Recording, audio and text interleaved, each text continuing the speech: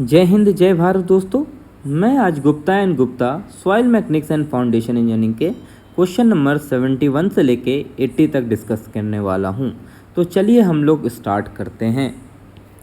Question 71, phreatic line in an earthen dam. Option A straight line, option B parabolic, option C circular and option D elliptical. तो यह question में आपको पूछा गया है कि अर्थन डैम में फ्रेटिक लाइन का शेप कैसा होगा। तो सबसे पहले हम लोग समझते हैं फ्रेटिक लाइन क्या होता है। तो फ्रेटिक लाइन वो लाइन होता है जिसके नीचे सॉइल सैचुरेटेड कंडीशन में होता है और उसके ऊपर हमारा प्रेशर एवरीवेयर हमारा क्या रहेगा, एटमॉस्फेरिक रहेगा। उसे हम बोलेंगे phreatic line. It is a uppermost line. देखिए ये हमारा लाइन यहाँ फिगर में देख रहे हैं, इस लाइन के अपर मोस्ट लाइन को हम लोग बोलते हैं फ्रेटिक लाइन, जिसके नीचे हमारा यहाँ रहेगा हाइड्रोस्टेटिक प्रेशर रहेगा और यहाँ पे हमारा इसके ऊपर हमेशा किसी भी जगह पे एटमॉस्फेरिक प्रेशर रहेगा। तो उसे हम लोग बोलेंगे फ्रेटिक लाइन। और सिंपल भाषा में और हम लोग बोल सकते हैं कि ऐसी लाइन जो डिवाइड करती है सैचुरेटेड सॉइल मास को एंड अनसैचुरेटेड सॉइल मास को। मतलब नीचे में हमारा सैचुरेटेड सॉइल मास है एंड ऊपर में हमारा अनसैचुरेटेड सॉइल मास है, तो उसे हम बोलेंगे फ्रेटिक लाइन। अब इस क्वेश्चन में आपको पूछा गया है phreatic line in an earthen dam, मतलब अर्थन डैम में फ्रेटिक लाइन का शेप कैसा होगा। तो जैसा कि हम यहाँ पे देख रहे हैं, ये शेप को हम लोग बोलते हैं पैराबोलिक इन नेचर। इसलिए हमारा इस क्वेश्चन में B is the right answer, क्योंकि बी हमारा पैराबोलिक शेप है। क्वेश्चन नंबर 72 यहाँ पे पूछा गया है the hydrostatic pressure on the phreatic line with in a dam section is. Option A less than atmospheric pressure, option B equal to atmospheric pressure, option C greater than atmospheric pressure, option D none of the above. हमने अभी देखा था question number 71 में कि फ्रेटिक line के नीचे हमारा hydrostatic pressure था और ऊपर हमारा था एटमॉस्फेरिक प्रेशर था। तो with in a dam section हमारा फ्रेटिक लाइन किसके बराबर होता है, तो hydrostatic pressure equal to atmospheric pressure. मतलब हाइड्रोस्टेटिक प्रेशर किसके बराबर हो जाएगा हमारा यहाँ पे, तो एटमॉस्फेरिक प्रेशर के बराबर हो जाएगा। तो चलिए हम लोग आंसर चेक करते हैं। Option A less than atmospheric pressure, ये बिल्कुल गलत है। Option B equal to atmospheric pressure, हमने अभी देखा हाइड्रोस्टेटिक प्रेशर किसके बराबर होना चाहिए, तो एटमॉस्फेरिक प्रेशर के बराबर होना चाहिए with in a dam section phreatic line का। तो option B is the right answer. Question number 73, rate of consolidation. Option A increases with decrease in temperature, option B increases with increase in temperature, option C it is independent of the temperature, option D it is unaffected by the permeability of the soil. अब यहाँ पे सबसे पहले हम जानते हैं rate of consolidation को हम लोग डिनोट करते हैं U% से। अब U% यहाँ पे क्या होता है, ratio of initial settlement to the final settlement, उसे हम लोग बोलते हैं rate of consolidation. Ratio of initial settlement divided by final settlement, इसे हम लोग बोलेंगे रेट ऑफ कंसोलिडेशन, और हम लोग बोल सकते हैं इसको डिग्री ऑफ कंसोलिडेशन। इस क्वेश्चन में एक्सप्रेशन के वे में आपको पूछा गया है कि टेम्परेचर के साथ क्या होगा, बढ़ेगा या घटेगा, या इंडिपेंडेंट रहेगा या अनअफेक्टेड रहेगा। तो जैसे कि हम लोग कोफिशिएंट ऑफ कंसोलिडेशन का एक इक्वेशन देखते हैं with respect to time rate consolidation, तो हमारा इक्वेशन क्या होता है, CV equal to K divided by MV into gamma W. यहाँ पे क्या बोलता है कि CV किसके प्रोपोर्शनल है, तो परमेबिलिटी के प्रोपोर्शनल है, और CV इन्वर्सली प्रोपोर्शनल किसके हैं, तो एक MV के हैं और दूसरा गामा डब्ल्यू के हैं। अब इस क्वेश्चन में आप देखिए यहाँ पे CV किसके प्रोपोर्शनल है, K के प्रोपोर्शनल है। अब हमको पता है permeability is always directly proportional to temperature, तो हम ये भी बोल सकते हैं कि डिग्री ऑफ कंसोलिडेशन अगर बढ़ेगा तब जो हमारा टेम्परेचर भी बढ़ेगा। तो चलिए हम लोग ऑप्शन ए चेक करते हैं क्या दिया गया है, increases with decrease in temperature, ये बिल्कुल गलत है। Option B increases with increase in temperature, यहाँ पे देखिए रेट ऑफ कंसोलिडेशन हमारा टेम्परेचर के साथ क्या होगा, तो बढ़ेगा। That's why B is the right answer. ठीक है, और कभी कभी आपको पूछा जा सकता है कि रेट ऑफ कंसोलिडेशन किसके किस पे डिपेंड हो सकता है, तो कंप्रेसिबिलिटी पे डिपेंड होता है, मैग्नीट्यूड ऑफ स्ट्रेस इंक्रीजेस पे डिपेंड होता है, थिकनेस ऑफ लेयर पे डिपेंड होता है, परमेबिलिटी ऑफ द सॉइल पे डिपेंड होता है। लेकिन टेम्परेचर के साथ रेट ऑफ कंसोलिडेशन हमेशा बढ़ेगी। That's why B is the right answer. Question number 74, the unit of coefficient of consolidation is option A centimetre square per gram, option B centimetre square per second, option C gram per centimetre square per second, option D gram centimetre per second. तो चलिए सबसे पहले हम लोग देखते हैं coefficient of consolidation को हम लोग रिप्रेजेंट करते हैं CV से, मतलब CV से हम लोग रिप्रेजेंट करते हैं। अब CV का हमने फॉर्मूला देखा था, क्या है यहाँ पे K divided by MV into gamma W। यहाँ पे K क्या है, कोफिशिएंट ऑफ परमिटिविटी है, MV यहाँ पे क्या है, कोफिशिएंट ऑफ वॉल्यूम कंप्रेसिबिलिटी है, गामा W यहाँ पे क्या है, unit weight of the water है। तो चलिए इस इक्वेशन में हम पुट करके इक्वेशन निकालते हैं कि इसका यूनिट क्या होगा। CV मतलब यहाँ पे K दिया हुआ है, मतलब कोफिशिएंट ऑफ परमिटिविटी दिया गया है, जिसकी यूनिट हमारी पता है क्या होती है, मीटर पर सेकेंड। तो आप यहाँ पे लिख सकते हैं मीटर पर सेकेंड। फिर यहाँ पे आप देखिए डिवाइडेड बाय, यहाँ पे क्या दिया हुआ है, MV की वैल्यू, मतलब कोफिशिएंट ऑफ वॉल्यूम कंप्रेसिबिलिटी की वैल्यू क्या होती है यहाँ पे, मीटर स्क्वायर पर न्यूटन। तो इसको हम लोग सेपरेट लिख लीजिए, मीटर स्क्वायर बाय न्यूटन लिख लीजिए। फिर unit weight of the water के सिंबल क्या होता है हमारा, न्यूटन पर मीटर क्यूब, न्यूटन पर मीटर क्यूब। अब यहाँ पे देखिए न्यूटन और न्यूटन कैंसिल हो गया, तो यहाँ पे क्या बचा, मीटर क्यूब बाय पर मीटर क्यूब दिया हुआ है, तो यहाँ पे भी कट गया, यहाँ पे क्या बचा 1/m। तो नीचे क्या हो जाएगा हमारा 1/m हो जाएगा। तो अब इसको हम लोग सॉल्व करते हैं, तो क्या हो जाएगा, मीटर पर सेकेंड, ऊपर मीटर चला जाएगा डिवाइडेड बाय 1, तो क्या बचेगा ये metre square per second.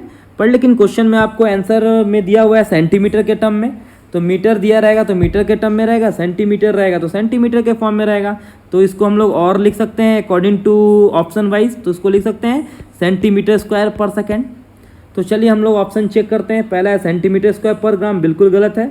Option B हमारा दिया हुआ है सेंटीमीटर स्क्वायर पर सेकेंड, मतलब बिल्कुल सही, मतलब B is the right answer. Question number 75, the Terzaghi basic differential equation for one dimensional consolidation of clay soil. तो तरजागी ने इक्वेशन दिया था, एक डिफरेंशियल इक्वेशन दिया था one dimensional consolidation of clay soil के लिए। वो क्या था हमारा, pore water pressure with respect to time equal to CV multiplication में second derivative of pore water pressure with respect to depth. ये रिलेशन आपको दिया गया था। यहाँ पे U क्या है हमारा, पोर वाटर प्रेशर है, पोर वाटर प्रेशर है, एंड T क्या है, यहाँ पे विथ रिस्पेक्ट टू टाइम बात कर रहा है। U क्या है हमारा, पोर वाटर प्रेशर है, और Z क्या है, विथ रिस्पेक्ट टू डेप्थ है, एंड CV तो आपको पता ही है कोफिशिएंट ऑफ कंसोलिडेशन। CV हमारा है कोफिशिएंट ऑफ कंसोलिडेशन। तो तरजागी ने यही इक्वेशन दिया था one dimensional equation for clay soil के लिए। तो चलिए हम लोग ऑप्शन चेक करते हैं। ए दिया हुआ है du/dt इक्वल टू CV/du/dz। आपको पता है कि CV के साथ डबल डेरिवेटिव होता है विद रिस्पेक्ट टू डेप्थ, तो ये चेक करना है, तो ये बिल्कुल गलत है। यहाँ पे CV के साथ विद रिस्पेक्ट टू टाइम है, ये बिल्कुल गलत है। CV के साथ विद रिस्पेक्ट टू डेप्थ होता है, तो यहाँ पे देखिए CV, लेकिन यहाँ डबल डेरिवेटिव नहीं है। यहाँ पे देखिए CV double derivative with respect to depth, और यहाँ पे pore water pressure with respect to time. That's why D is the right answer. Question number 76, यहाँ पे पूछा गया है कि slope of isochrone at any point at a given time indicates the rate of the change of. Option A effective stress with time, option B effective stress with depth, option C pore water pressure with depth, and option D pore water pressure with time. तो सबसे पहले चले यहाँ पे हम लोग आइसोक्रोन समझते हैं क्या होता है। तो आइसोक्रोन क्या होता है, a line on a diagram और a map connecting points relating to same time और इक्वल टाइम, उसे हम लोग बोलते हैं आइसोक्रोन। मतलब क्या, किसी भी मैप में इक्वल टाइम वाले पॉइंट्स को जब हम कनेक्ट करते हैं तब उससे जो लाइन बनेगी उसे हम लोग बोलेंगे आइसोक्रोन। अब आइसोक्रोन जैसे हम लोग बोल सकते हैं यहाँ पे एक लाइन है, यहाँ पे एक लाइन है, यहाँ पे एक लाइन है, यहाँ पे एक लाइन है, मतलब इक्वल टाइम वाले पॉइंट्स को जो हम कनेक्ट करते हैं जब उससे लाइन बनेगी तो उसे हम लोग बोलेंगे आइसोक्रोन। अब देखिए यहाँ पे आइसोक्रोन में क्या होता है कि स्टार्टिंग में जो हमारा टाइम होता है वो अधिक रहता है, ठीक है। स्टार्टिंग में हमारी वैल्यू क्या रहेगी, कम रहेगी। मतलब जैसे फॉर एग्जांपल के तौर पे मैं मानता हूँ 0.08, ठीक है। अब यहाँ पे जो जैसे वो आगे बढ़ेगी हमारी वैल्यू क्या होगी, टाइम बढ़ेगी। अगर जैसे हमारी टाइम बढ़ती है वैसे हमारी पोर वाटर प्रेशर क्या हो रही है, डिक्रीज हो रही है। मतलब टाइम के साथ हमारी पोर वाटर प्रेशर क्या होगी, घटेगी। तो इसलिए हम लोग जब भी आइसोक्रोन को हम लोग रिप्रेजेंट करते हैं तो pore water pressure with respect to depth, मतलब एक्स एक्सिस में हमारा पोर वाटर प्रेशर रहेगा एंड वाई एक्सिस में हमारा नॉर्मल डेप्थ रहेगा। जैसे टाइम हमारा बढ़ेगा, मतलब इस डायरेक्शन में हम जाएंगे तो टाइम बढ़ेगा तो हमारा पोर वाटर प्रेशर क्या हो जाएगा, कम होगा। क्यों कम होगा? क्योंकि जब कंसोलिडेशन होगा तो सॉइल में से पोर वाटर प्रेशर निकलेगा, अगर निकलता है तो हमारा पोर वाटर प्रेशर क्या हो रहा है, यहाँ पे कम हो रहा है। लेकिन इस क्वेश्चन में आपको पूछा गया है कि स्लोप ऑफ आइसोक्रोन को कैसे रिप्रेजेंट होगा, मतलब एक्स एक्सिस में क्या होगा, वाई एक्सिस में क्या होगा। तो एक्स एक्सिस में pore water pressure, Y axis में नॉर्मल डेप्थ। तो चलिए ऑप्शन ए चेक करते हैं। इफेक्टिव स्ट्रेस विथ टाइम बिल्कुल गलत है, इफेक्टिव स्ट्रेस विथ डेप्थ बिल्कुल गलत है, pore water pressure with depth यहाँ पे यही बता रहा है, एक्स एक्सिस में पोर वाटर प्रेशर है, वाई एक्सिस में डेप्थ है। That's why C is the right answer, मतलब यहाँ पे बी आंसर नहीं होगा, यहाँ पे हमारा सी आंसर होगा। Question number 77, within the consolidation process of the saturated clay, option A gradual increase in neutral pressure and gradual decrease in effective pressure takes place and sum of the two is constant. Option B, the gradual decrease in neutral pressure and gradual increase in effective pressure takes place, sum of the two is constant. Option C, both neutral pressure and effective pressure decreases. And option D, both neutral pressure and effective pressure increases. तो चलिए हम लोग सबसे पहले consolidation समझते हैं क्या होता है। अब कंसोलिडेशन आपको मैंने बताया था, किसी भी सॉइल में वाटर का बाहर निकलना, उसे हम लोग क्या बोलेंगे, कंसोलिडेशन बोलेंगे। अब कंसोलिडेशन कैसा प्रोसेस होता है, तो लॉन्ग टर्म प्रोसेस होता है, मतलब धीरे धीरे हमारा स्टैटिक लोड लगेगा तो धीरे धीरे पानी निकलेगा, मतलब ये कैसा प्रोसेस होता है, तो लॉन्ग टर्म प्रोसेस होता है। अब इसमें पूछा जाएगा आपको कंसोलिडेशन में कौन सा लोड लगता है, तो आपको बताना है स्टैटिक लोड लगता है, ठीक है। अब यहाँ पे क्वेश्चन पूछा गया है इफेक्टिव स्ट्रेस पे क्या इफेक्ट पड़ता है, न्यूट्रल स्ट्रेस पे, न्यूट्रल प्रेशर पे क्या इफेक्ट पड़ता है। तो आपको पता है इफेक्टिव स्ट्रेस क्या होता है, तो मैंने पहले भी आपको डिस्कस किया हूँ। इफेक्टिव स्ट्रेस मतलब क्या, the pressure taken by solid particle, जो प्रेशर लेगा सॉलिड पार्टिकल उसे हम लोग बोलेंगे इफेक्टिव स्ट्रेस, मतलब pressure taken by solid particles उसे हम लोग बोलते हैं इफेक्टिव स्ट्रेस। अब यही चीज़ हमारा एक क्वेश्चन में पूछा गया है न्यूट्रल प्रेशर के साथ। अब न्यूट्रल प्रेशर किसको बोलेंगे हम लोग, तो न्यूट्रल प्रेशर बोलेंगे the pressure taken by water, जो प्रेशर कौन लेगा, वाटर लेगा, प्रेशर टेकन बाय वाटर उसे हम लोग बोलते हैं न्यूट्रल प्रेशर। अब हमको जैसे कि पता है कि जैसे जैसे हमारा पानी बाहर निकलेगा वैसे सॉइल क्या होंगे, आपस में हमारे पास पास आएंगे। अगर पास पास में आते हैं हमारी डेंसिटी क्या हो जाएगी, बढ़ेगी। अगर डेंसिटी बढ़ती है तो इफेक्टिव स्ट्रेस क्या हो जाती है, बढ़ती है। लेकिन न्यूट्रल प्रेशर जैसे पानी निकल रहा है तो हमारा क्या हो जाएगा, पानी घटेगी हमारी, तो न्यूट्रल प्रेशर क्या हो जाएगी, हमारी डिक्रीजेज हो जाएगी। अब हमको पता है इफेक्टिव स्ट्रेस हमारी बढ़ रही है, न्यूट्रल प्रेशर हमारी घट रही है, तो हमारा टोटल स्ट्रेस क्या हो जाएगी, कांस्टेंट हो जाएगी। क्यों, एक बढ़ रही है एक घट रही है, तो टोटल स्ट्रेस हमारी क्या हो जाएगी, कांस्टेंट हो जाएगी। अब हमने देखा था कि टोटल स्ट्रेस इक्वल टू हम लोग क्या लिख सकते हैं, एक इफेक्टिव स्ट्रेस प्लस पोर वाटर प्रेशर, यही लिख सकते हैं। अब हमको ने देखा कि इफेक्टिव स्ट्रेस हमारी क्या होगी, बढ़ेगी, और पोर वाटर प्रेशर क्या होगी, घटेगी, तो टोटल स्ट्रेस हमारी क्या हो जाएगी, कांस्टेंट हो जाएगी। मतलब इफेक्टिव हमारा stress is increases and pore water pressure is decreases और टोटल स्ट्रेस इज कांस्टेंट, ये चेक करना है अपने को। तो देखते हैं पहले gradual increase in neutral pressure. हमने बताया कि न्यूट्रल प्रेशर हमारा कंसोलिडेशन के साथ क्या होगा, घटेगा, यहाँ पे बढ़ रहा है तो ये बिल्कुल गलत हो गया। Gradual in decrease in neutral pressure बिल्कुल सही है कि न्यूट्रल प्रेशर हमारा क्या हो जाएगा, घटेगा। And gradual increase in effective pressure, मतलब इफेक्टिव प्रेशर भी बढ़ेगा। And sum of the two is constant, मतलब दोनों क्या हो जाएगा, बराबर। ये बराबर किसके था, हमारा कांस्टेंट के बराबर था, तो बिल्कुल सही होगा। तो option B is the right answer. यहाँ भी थोड़ी मिस्टेक है तो हमको बी यहाँ पे राइट आंसर लिखना है। ऑप्शन सी दिया both neutral pressure and effective pressure decrease, बिल्कुल गलत है। यहाँ पे both neutral pressure effective pressure घटेगा, ये भी बिल्कुल गलत है। अब हमको सिंपल सा आप लोग लॉजिक समझ लीजिए, अगर हमारा सॉइल में से वाटर निकल रहा है तो मिट्टी आपस में पास पास आ रहे हैं। अगर पास पास आ रहे हैं तो उसकी डेंसिटी क्या हो रही है, बढ़ रही है। डेंसिटी बढ़ रही है तो मतलब उसकी इफेक्टिव स्ट्रेस क्या हो जाएगी, हमारी बढ़ेगी। और पानी निकल रहा है तो हमारा प्रेशर क्या हो जाएगा, हमारा न्यूट्रल प्रेशर क्या हो जाएगा, घट जाएगा।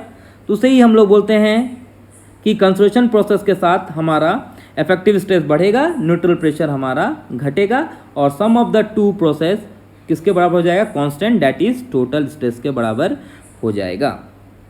अब यहाँ पे पूछा गया है question number 78, the value of compression index of a remoulded soil sample whose liquid limit is 50%। अब यहाँ पे कंप्रेशन इंडेक्स निकालने बोला है आपको, रिमोल्डेड सैंपल। अब देखिए दो तरह के सैंपल होते हैं, एक तो डिस्टर्ब सैंपल होते हैं, एक अनडिस्टर्ब सैंपल होते हैं। तो रिमोल्डेड सैंपल को ही हम लोग बोलते हैं क्या, डिस्टर्ब सॉइल बोलते हैं, मतलब जिसकी ओरिजिनल प्रॉपर्टीज़ हमारी चेंज हो जाती है उसे हम लोग बोलते हैं डिस्टर्ब सॉइल। अनडिस्टर्ब सॉइल किसको बोलते हैं, जिसकी हमारी ओरिजिनल प्रॉपर्टीज़ चेंज नहीं होती है उसे हम लोग बोलते हैं अनडिस्टर्ब सॉइल। अब यहाँ पे आपको बोला है कंप्रेशन इंडेक्स निकालने के लिए रिमोल्डेड सैंपल के लिए, तो हमारा फॉर्मूला है कंप्रेशन इंडेक्स हमारा अनडिस्टर्ब सॉइल के लिए क्या होता है 0.009 WL-10। यहाँ WL क्या है, लिक्विड लिमिट है, और कंप्रेशन इंडेक्स हमारा रिमोल्डेड सॉइल के लिए फॉर्मूला क्या है 0.007 WL-7। अब आपको पूछा गया है रिमोल्डेड सॉइल के लिए, तो इक्वेशन लिखिए क्या होता है 0.007। अब लिक्विड लिमिट देखिए क्वेश्चन में क्या दिया हुआ है 50% हमारी लिक्विड लिमिट दी गई है, मतलब क्या हो जाएगा 50 - 7। तो 50 - 7 मतलब क्या हो जाएगा 0.007, 50 - 7 मतलब क्या हो जाएगा 43 हो जाएगा, यही बोल सकते हैं। अब यहाँ पे मल्टीप्लिकेशन करेंगे तो हमारा आंसर निकल जाएगा, मल्टीप्लिकेशन करके हमारी आंसर निकल जाएगी 0.028। Question number 79, which of the following behaves like a dense sand. Option A over consolidated clay with higher over consolidation ratio, option B over consolidated clay with lower over consolidation ratio, option C normal consolidated clay, option D under consolidated clay. तो चलिए यहाँ पे हम लोग समझते हैं सबसे पहले कि ओवर कंसोलिडेशन रेशियो क्या होता है। तो ओवर कंसोलिडेशन रेशियो क्या होता है, इट इज़ ए रेशियो, ये एक रेशियो होता है जिसको हम लोग बोल सकते हैं past maximum stress divided by present maximum stress, उसे हम लोग बोलते हैं ओवर कंसोलिडेटेड रेशियो, मतलब इसको हम लोग बोलते हैं OCR। ठीक है, अब इसका रिलेशन है हमारा कि अगर OCR 1 के बराबर हो जाता है तो उसे हम लोग बोलते हैं नॉर्मल कंसोलिडेटेड क्ले बोलते हैं। जब OCR की वैल्यू हमारी क्या हो जाएगी 1 आ जाएगी। 1 कैसे आएगी, अगर हमारा पास्ट मैक्सिमम स्ट्रेस किसके बराबर हो जाएगा, पास्ट किसके बराबर होगा, प्रेजेंट स्ट्रेस के बराबर हो जाएगा, तब हम लोग बोल सकते हैं OCR हमारी वैल्यू कितनी आएगी 1 आएगी। अगर हमारी OCR की वैल्यू ग्रेटर देन 1 आता है तो उसे हम लोग बोलते हैं ओवर कंसोलिडेटेड क्ले। अब ओवर कंसोलिडेटेड क्ले कैसे आ गई, मतलब हम लोग बोल सकते हैं प्रेजेंट इफेक्टिव स्ट्रेस, जो हमारा प्रेजेंट स्ट्रेस है वो किससे कम है, तो पास्ट स्ट्रेस से कम है, तो उसे हम लोग क्या बोलते हैं ओवर कंसोलिडेटेड क्ले। अगर OCR की वैल्यू लेस देन 1 आती है तो उसे हम लोग बोलते हैं अंडर कंसोलिडेटेड क्ले। अब अंडर कंसोलिडेटेड मतलब क्या, प्रेजेंट हमारा जो स्ट्रेस था वो ज़्यादा हो गया किससे, तो पास्ट से, उसे हम लोग बोलते हैं अंडर कंसोलिडेटेड क्ले। तो यहाँ पे पूछा गया है विच of the following clay behaves like a dense sand. हमको पता होना चाहिए कि over consolidated clay with higher consolidation ratio वही बिहेव करता है डेंस सैंड के जैसा। तो option A is the right answer. मैं आपको समझा चुका हूँ ओवर कंसोलिडेटेड क्या है, अंडर कंसोलिडेटेड क्या है एंड ओवर कंसोलिडेटेड रेशियो क्या है।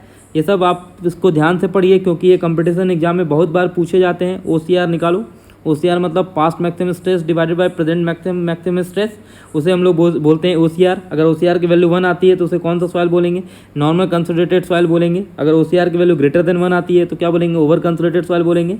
अगर OCR की वैल्यू लेस देन 1 आता है तो अंडर कंसोलिडेटेड सॉइल बोलेंगे। तो ये सब आपको ध्यान रखना है।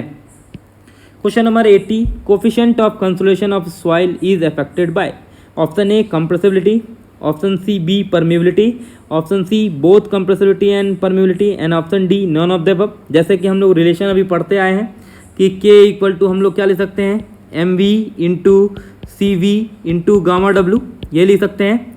तो मतलब K किसके डायरेक्टली प्रोपोर्शनल है, वॉल्यूम कंप्रेसिबिलिटी के।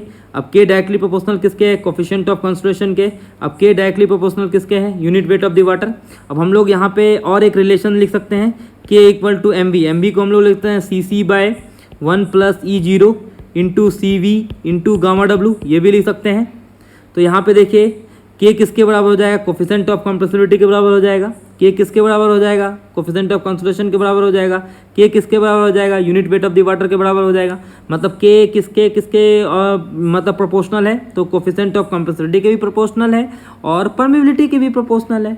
तो ऑप्शन ए चेक करते हैं, कंप्रेसिबिलिटी, ये भी सही है। ऑप्शन बी परमेबिलिटी, ये भी सही है। Option C both compressibility and permeability, मतलब ये हमारा एक्यूरेट आंसर होगा, कंप्रेसिबिलिटी भी होगी और परमेबिलिटी भी होगी। तो option C is the correct answer. आशा करता हूँ कि आपको 71 से लेके 80 तक में आपको सब कुछ समझ में आया होगा। अगर आपको कुछ समझ में नहीं आता है तो आप कमेंट कीजिए और इस चैनल के साथ जुड़ जाइए और इसे सिर्फ 5 से 10 मिनट आप हर दिन देखेंगे तो आपका सभी डाउट्स क्लियर हो जाएंगे गुप्ता एंड गुप्ता बुक्स के। तो इसलिए फटाफट आप इस चैनल को लाइक कीजिए, सब्सक्राइब कीजिए, शेयर कीजिए। Okay, thank you.